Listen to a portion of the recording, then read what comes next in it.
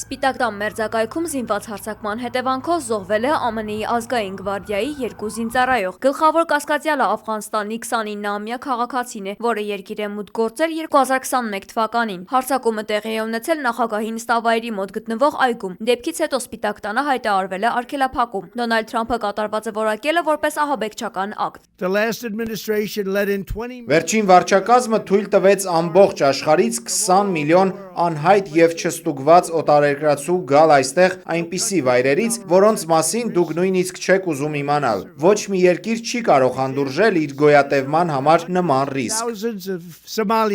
Իր ելույթում Թրամփն ասել է, որ պատերազմի նախարարությանը հանձնարարել է Վաշինգտոնի պաշտպանության համար մոբիլիզացնել լրացուցիչ 500 զինվոր։ ԱՄՆ-ի փոխնախագահ Ջեյ Դի Վենսը ելույթի ընթացքում հայտարարել է, որ իրենք դեռևս չգիտեն կրակոցների դրդապատճառը։ Ներքին անվտանգության նախարարությունը հաստատել է, որ կասկածյալը ԱՄՆ է մտել Աֆղանստանից տարհանված քաղաքացիների ընդունման ծրագրով, երբ ամերիկյան զորքերը դուրս բերվեցին այնտեղից եւ իշխանությունն անցավ Թալիբանին։ Զինված հարձակման դեպքն անմիջապես անդրադարձել է ԱՄՆ-ի ներգաղթային քաղաքականության վրա։ Կասեցվել է Աֆղանստանից մուտքի նոր հայտերի ընդունումը։ Թրամփը նաև հանձնարարել է ստուգել Աֆղանստանի բոլոր այն քաղաքացիներին, որոնք եկել են Բայդենի նախագահության օրոք։